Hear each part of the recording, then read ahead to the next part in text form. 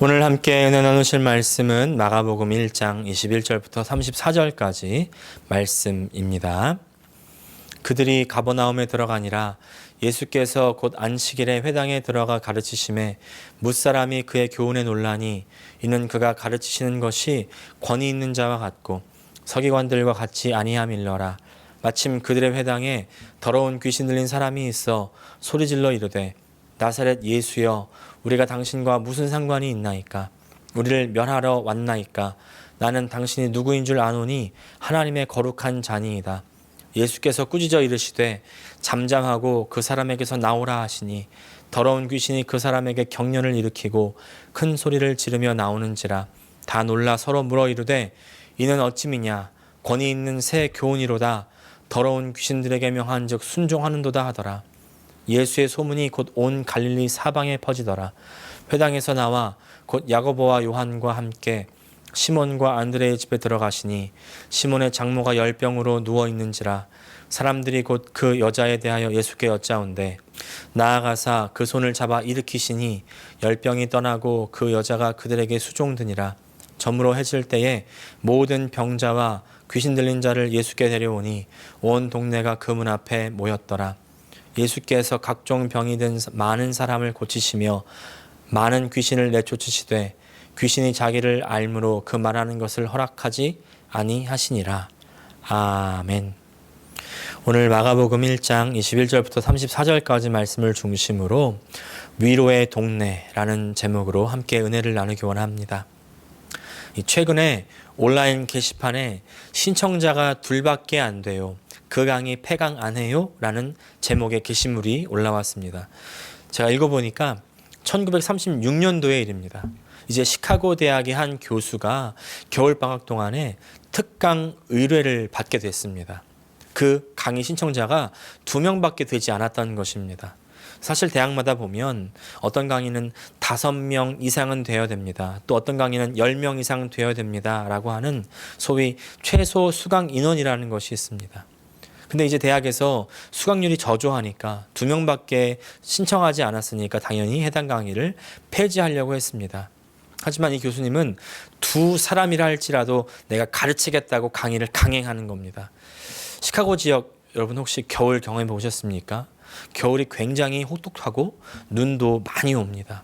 눈이 많이 오면 운전하기도 어려운 지역이 바로 시카고 지역입니다. 근데 이 교수님은 눈이 와도 강의가 있는 날이면 150마일이나 되는 거리를 아주 운전을 하면서 와서 강의하는 그런 열의를 보였던 것입니다. 당시에 강의를 받았던 제자 2명은요, 교수의 열정적인 수업 덕분인지 그 이후에 아주 엄청난 학자로 성장합니다. 1957년에 페르티의 보전 법칙에 위배되는 현상을 발견한 공로로 이제 노벨 물리학상을 수상합니다. 이 청출어람의 주인공은요, 중국계 물리학자 리정다오 그리고 양전닝이라는 분들입니다. 그리고 이제 그렇다면요, 이 둘을 이렇게 가르쳤던 그 교수님은 누구냐 궁금하실 텐데, 그 교수님은 인도 출신의 천체 물리학자 찬드라 셰카르 교수님입니다. 이 찬드라 셰카르 교수님은 제자들이 노벨 물리학상을 받은 지 26년이 지난 1983년에 별의 생성과 소멸에 대한 이해에 대한 그 공로로 노벨 물리학상을 받으면서 물리학계에 큰 발자취를 남기게 되었습니다. 물론 이제 그 제자들은 양자 물리학자, 그리고 이 교수님은 천체 물리학자, 둘 간의 간극이 상당히 있기 때문에 노벨상을 받게 된 어떤 직접적인 연관성을 부여한다는 것은 좀 어폐가 있지만, 그러나 이 제자들이 이 찬드라 셰카르 교수님의 열정적인 강의 그리고 그 교수법에 참 큰 감명을 받게 되지 않았겠습니까? 이 이야기에서 우리가 감명을 받게 되는 포인트는 바로 아마 이것일 겁니다. 많은 사람에게 수준 높은 강의를, 지식을 전달하는 것도 중요하겠지만 더 중요한 것은 어떤 마음을 가지고 어떤 영향을 미칠 것인가라는 점이라는 겁니다. 사실 교회에서 이제 성경 공부를 개강한다고 해봅시다. 근데 그 성경 공부에 2명밖에 신청을 안 했다고 한다면 목사로서요 참 실망도 될 것이고요. 또 그렇다고 그 강의를 안 할 수는 없지만 상당히 고민이 될 겁니다. 저도 이 새 노벨상 수상자의 일화를 들으면서 내가 숫자에 연연하지 말아야 되겠다. 양이 아니라 질이다. 진실된 영적 영향력을 미치자. 다시 한번 마음에 다짐했습니다. 그런 맥락에서 오늘 우리가 읽는 말씀은 참 의미심장합니다. 예수님께서 본격적인 사역을 시작하십니다. 근데 그 시작이 변변찮은 갈릴리였습니다. 그 중에서도 갈릴리 북부에 있는 도시 가버나움이었습니다.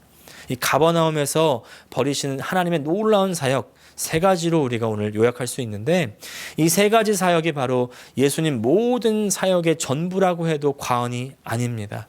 이 일을 위해서 오신 것이죠. 오늘 본문의 예수님의 사역 세 가지를 함께 알아보면서 그 사역 밑바탕에 있는 공통점은 무엇인지 우리가 배워보고 우리 삶에 적용하면서 은혜를 나누는 시간이 되기를 원합니다. 첫 번째, 예수님께서 하신 사역, 하나님 말씀을 가르치신 것입니다. 먼저 21절 같이 읽겠습니다. 그들이 가버나움에 들어가니라 예수께서 곧 안식일에 회당에 들어가 가르치시매. 이제 유대인들은요, 마을마다 회당을 만들고 매 안식일마다 모여서 주로 이제 서기관들이 하나님 말씀을 가르치고 백성들은 그 가르치는 말씀을 듣고 배웁니다. 회당은 아주 중요한 종교의 중심지였습니다. 그때 예수님께서 그 회당에서 말씀을 가르치셨다라고 할 때 저는 이 대목에서 질문 한 가지가 떠오르는 겁니다. 예수님께서 갑작스럽게 등장한 것 같은데 어떻게 본격적인 사역을 시작하자마자 유대인의 회당에서 가르칠 수 있었을까요? 유대인의 회당이라는 곳이 아무나 가르칠 수 없었던 그런 곳이었을 텐데 어떻게 갑작스럽게 가르칠 수 있었을까? 당시 회당에서 가르칠 수 있는 세 종류의 사람이 있었습니다. 첫 번째는 서기관들이었습니다. 서기관들 아주 중요한 임무는요, 율법을 보존하는 일입니다. 율법을 어떻게 보존할까요? 바로 다른 종이나 양페이지에 써서 보존할 수 있겠죠. 계속 율법을 쓰는 겁니다. 하나님 말씀을 계속 받아 적는 거예요. 그렇게 계속 쓰다 보니까 율법을 외우고 또 공부하는 겁니다. 계속 쓴다고 해서 서기관, 스크라이버라고 하는데 그렇게 계속 쓰고 외우고 공부하다 보니 율법을 가장 잘하는 사람이 됐습니다. 자, 이제 마을 사람들이, 일반 사람들이 생활하다가 내가 하나님 말씀을 어떻게 지켜야 되겠습니까? 어떻게 내 삶 속에 적용할 수 있겠습니까? 라고 그 율법의 해석을 물으러 율법을 가장 잘 아는 서기관들에게 찾아오는 것이죠. 그러면 그 율법을 해석해주고 가르쳐주는 일을 하게 되는 사람들, 바로 서기관들입니다. 이제 그런가 하면 이 회당에서 가르칠 수 있는 사람 두 번째는 랍비들입니다. 랍비가 되려면 구약 성경을 비롯한 다른 경전들, 탈무드, 미드라시 이런 경전들에 아주 정통해야 되고요. 또 어느 정도의 교육을 거쳐서 시험을 보고 통과해야 이제 임명이 될 수가 있답니다. 그렇게 랍비들이 가르칠 수 있었고요. 또 마지막으로 장로들이나 혹은 회당을 감독하는 사람들이 추천하는 사람이 와서 가르칠 수가 있었답니다. 주로 추천을 받는 사람들은 여행을 하는 랍비들, 교사들, 이런 사람들이었다는 것이죠. 그런데 이런 상황에서 예수님께서 회당에서 가르칠 수 있었다는 것은 우리에게 중요한 메시지를 줍니다. 무슨 말이냐면 예수님께서는 이미 그전부터 다른 사람들로부터 추천을 받을 만한 사람, 인정을 받고 있는 사람이었다는 것입니다. 예수님이 가르침이 인정을 받고 있었을 뿐만 아니라 예수님의 삶도 알려져 있었고요. 또 이제 예수님이 제자들을 부르실 때에 그 어부였던 사람들이 다 자기의 모든 것을 기꺼이 내려놓고 버리고 따라갔던 저 예수님, 저 선생님은 과연 누구냐 한번 세워보자, 이렇게 된 것이죠. 그래서 사람들이 이제 예수님의 말씀을 듣게 되는데 그때 사람들은 깜짝 놀라게 됩니다. 22절 말씀입니다. 무사람이 그의 교훈에 놀라니 이는 그가 가르치시는 것이 권위 있는 자와 같고 서기관들과 같지 아니함일러라. 사람들이 예수님의 가르침을 듣고 깜짝 놀라게 된 이유가 있는데 마가는 그 이유를 권위가 있었기 때문이다, 이렇게 말씀합니다. 권위. 이 권위라는 말, authority, 헬라어로는 exousia라고 하는 이 말은요, 권한이 있다, 자격이 있다는 말입니다. 자, 우리가 어떤 사람이 말할 때, 저 사람은 저렇게 말할 수 있는 자격이 있어 라고 말할 때가 있죠. 어떨 때 그렇게 말합니까? 말하는 사람이 자기가 겪은 일을 얘기할 때나 자기의 것을 이야기할 때 그렇게 쉽게 말합니다. 그런데 그에 반해서 자기가 겪은 일이 아니고 한 다리 건너 들었거나 멀리 들었던 것, 책에 읽었던 것을 얘기하는 사람들에게는 너는 그런 말 할 자격이 없어. 넌 겪어본 적도 없잖아. 이렇게 말합니다. 바로 엑수시아, 권위가 없다는 것입니다. 근데 예수님께서는요, 이제 하나님 말씀을 권위 있게 가르쳤다는 겁니다. 당연히 예수님은 말씀이 육신이 되어 내려오신 하나님이셨기 때문에 이제 예수님께서 하나님 말씀을 가르치실 때 사실은 그 예수님 말씀은 하나님 자신이었고, 이제 예수님 말씀을 들으면서 이제 예수님의 삶도 떠올렸을 것이고요. 실제화되는 예수는 그의 삶을 저렇게 하나님의 말씀을 살아냈구나라고 하는 그 실제화하는 하나님 말씀을 듣고 놀라게 되는 것이죠. 예전에 다른 서기관들이나 랍비들의 가르침을 들으면 그런 것이 있구나, 이런 법들이 있구나, 죽은 짐승을 먹으면 안 되는구나, 하나님 말씀대로 살아야 되는구나, 뭐 이렇게 끝났을 텐데 예수님 말씀을 듣고 나니까 저렇게 살아야 되겠구나, 저 말씀대로 안 살면 죽는구나, 살 힘이 막 솟아나고요, 답답한 마음이 시원하게 되고요, 문제도 해결되게 되는 것이죠. 이제 두 번째, 세 번째 포인트에서 말씀드리겠지만 실제로 귀신도 쫓아나가고 병도 낫게 되는 것입니다. 그전에는 하나님 말씀은 하나님 말씀이고 내 삶은 내 삶이고 그렇게 따로 떨어져 있는 지식인 줄 알았는데 그게 아니었구나. 하나님 말씀이 내 삶 속에 영향을 미칠 수 있고 내 생각과 내 마음과 내 행동을 다스릴 수 있는 참된 능력이었구나. 그렇게 깨닫는 것이죠. 근데 여기서 예수님 말씀 안에 권위가 있는 또 중요한 이유를 빼놓지 말아야 되는 것이 있는데, 그것은 바로 서기관들, 랍비들이 말씀을 가르칠 때는 그냥 가르치는 것에만 집중했다는 사실이죠. 지식을 전달하는 차원에 그치는 겁니다. 근데 예수님은 그와 반대로 사람들을 구원하기 위한 사랑으로 가득했다는 것이죠.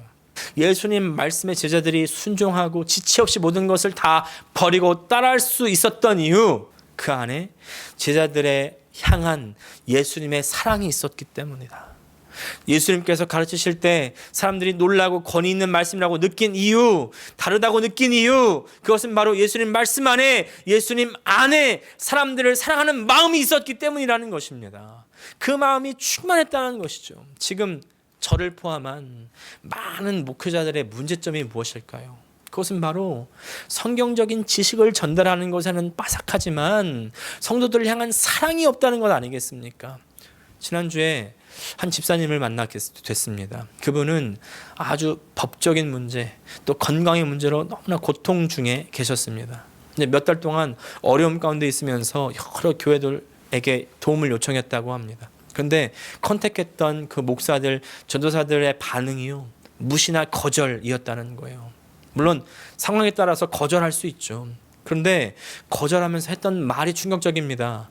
귀찮아서 못하겠다는 겁니다. 직접 그 말을 했다는 거예요. 그 말을 들으면서 목회자가 어떻게 그럴 수가 있냐고 분노했습니다. 그런데 그렇게 분노하면서 한면으로 드는 생각은, 내가 목회자가 어떻게 저럴 수 있냐고 분노하지만 그때 내 마음 가운데 여전히 찔려오는 그것이 있었다는 것이죠.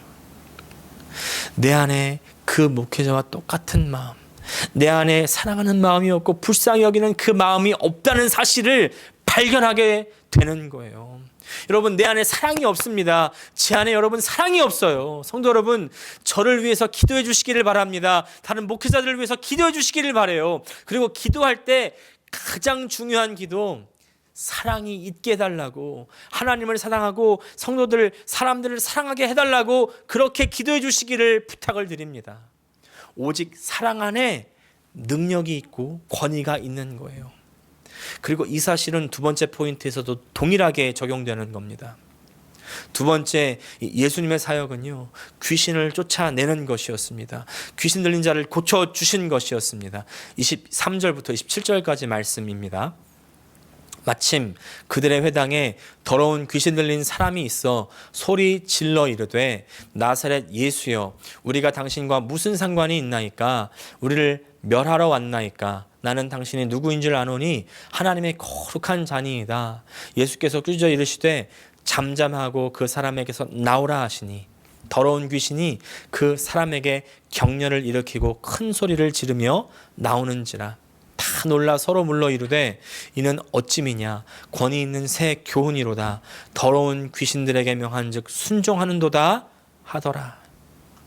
오늘 말씀 보면 이제 귀신 들린 자가 있다고 합니다. 여러분, 귀신 하면 귀신을 어떤 소설이나 비유로 생각하시는 분들이 있어요. 또 성경의 시대는 정신과학이 발달하지 않은 시대라 이 정신병을 진단하지 못했기 때문에 정신병을 귀신 들렸다고 말하는 것이라고 생각하는 분들도 있습니다. 근데 우리가 확실하게 알아야 되는 것은요, 귀신의 존재는 확실히 있습니다. 이 사탄과 마귀의 어둠의 영적 세력이 실제한다는 것입니다. 그리고 이 정신병과는 다른 귀신 들림도 분명히 있다는 것이에요. 그러나 정신질환자를 이 귀신 들린 자로 몰아서 잘못된 처치를 하는 것은 곤란하겠습니다. 그 반대도 마찬가지입니다. 제가 2009년에 이제 필리핀으로 한 달 정도 단기 선교를 갔을 때입니다. 그때 많은 이적들도 함께 일어났는데 그 중에 귀신을 쫓아내는 일도 있었습니다. 이제 귀신 들린 한 소녀를 만나게 됐는데, 물론 귀신 들림과 정신질환을 구별하는 일은 상당히 어려운 일입니다.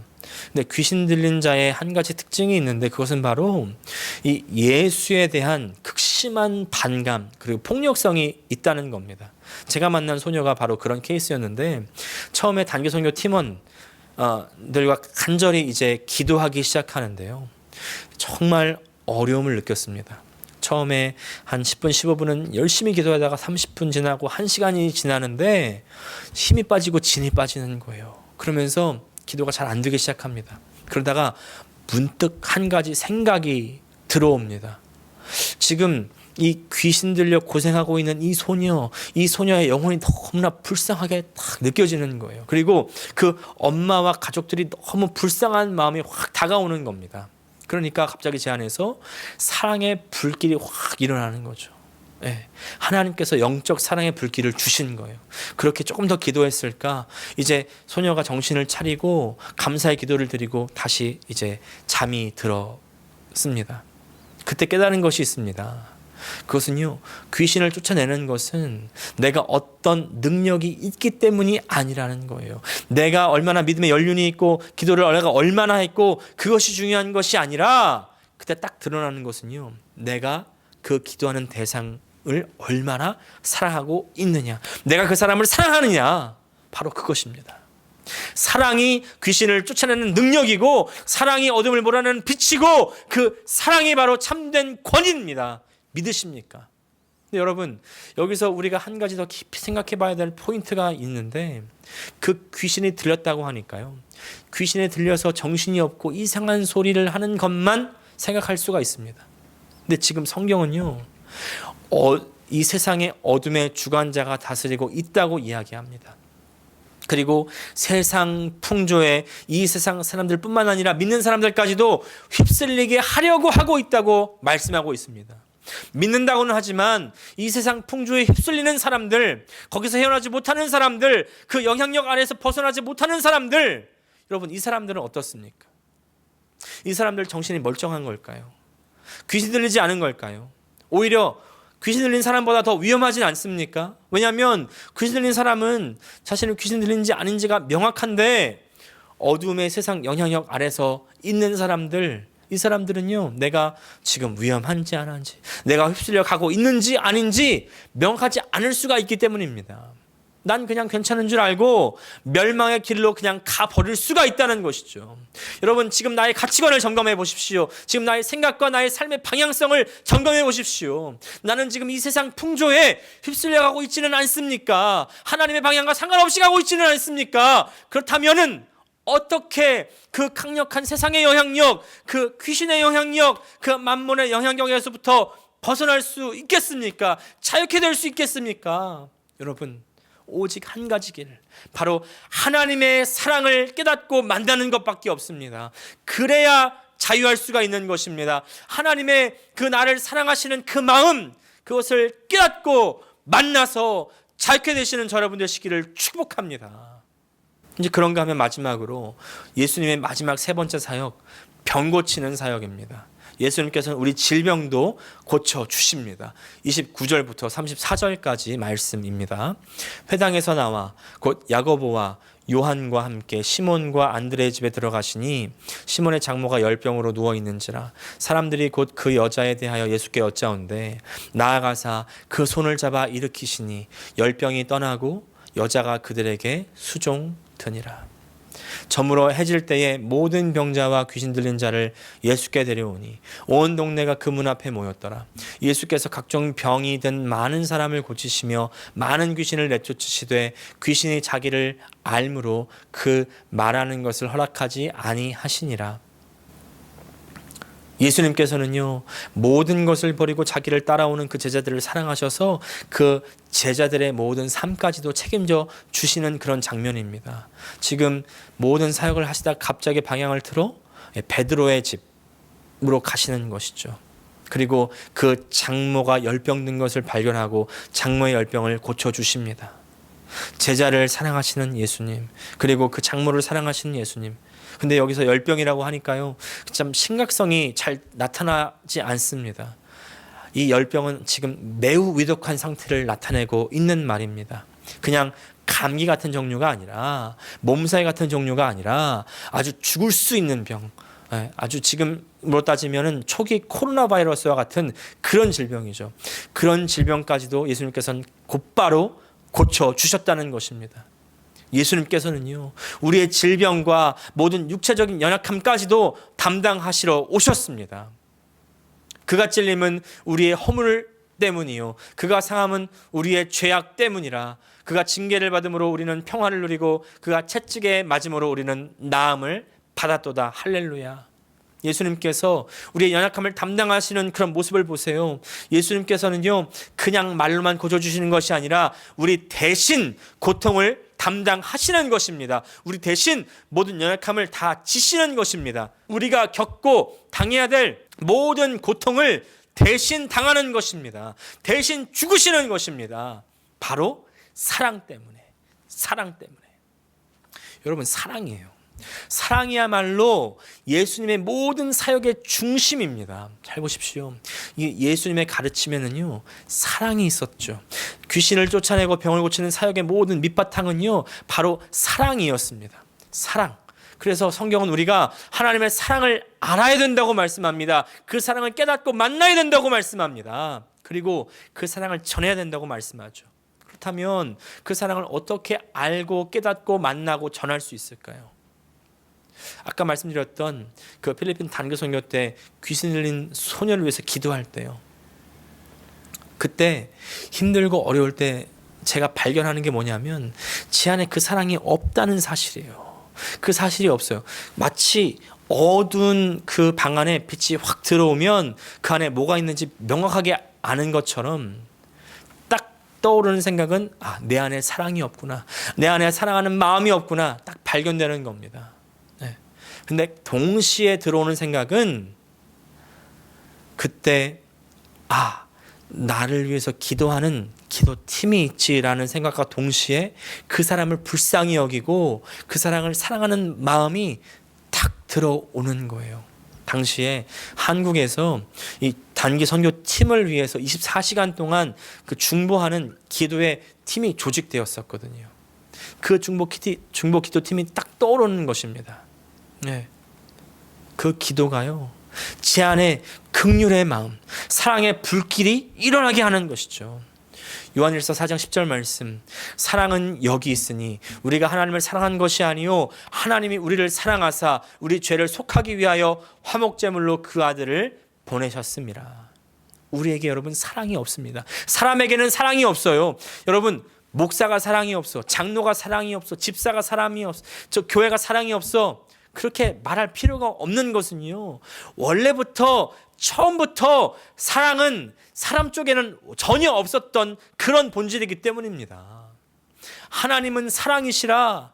여러분, 사랑은요 하나님으로부터 와야 됩니다. 사랑은 하나님 쪽에만 있었기 때문입니다. 그래서 여러분, 우리는요 사랑을 구해야 됩니다. 하나님께 구하셔야 돼요. 사랑을 달라고 기도해야 됩니다. 이 기도야말로 사랑의 통로예요. 기도해야 내 안에 하나님을 사랑하고 그리고 다른 사람들을 사랑하는 마음이 생겨날 수 있는 것입니다. 여러분, 다른 모든 것 다 구해야 되지만 가장 우리에게 없는 것, 그리고 그러면서 가장 필요한 것, 바로 사랑입니다. 여러분, 사랑을 구하실 수 있는 저와 여러분 되시기를 축복합니다.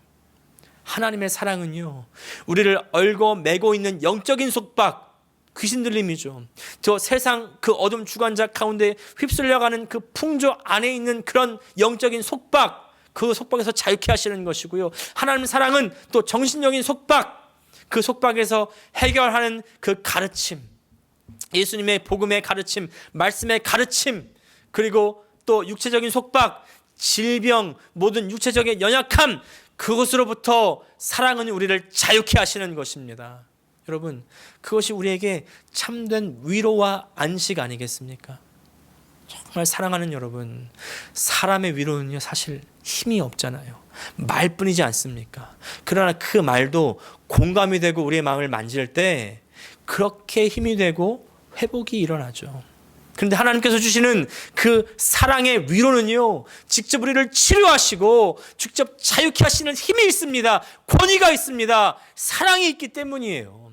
그것이 하나님께서 우리에게 주시고자 하는 것입니다. 그때 온전케 되는 것이죠. 그 사랑의 역사가 일어나는 곳이 바로 가버나움이라는 곳이라는 것이죠. 자, 오늘 다시 본문 첫 시작 21절 말씀, 그들이 가버나움에 들어가니라. 가버나움, 카파르나훔, 이 바로 위로의 동네라는 뜻이에요. 우리의 삶은요 온갖 위로가 필요하지 않습니까? 하지만 예수님께서 들어오시니까 그 모든 위로가 충족이 되고 만족이 되는 것입니다. 위로가 실제로 일어나는 것입니다. 하나님께서 주시는 그 사랑의 위로의 동네로 여러분 지금 들어가시기를 바랍니다. 그 영적인 가버나움으로 우리의 삶이 변화되기를 원합니다. 여러분, 그 사랑 만나셔야 되지 않겠습니까? 그 사랑 만나시기 위해서 여러분 기도하셔야 돼요.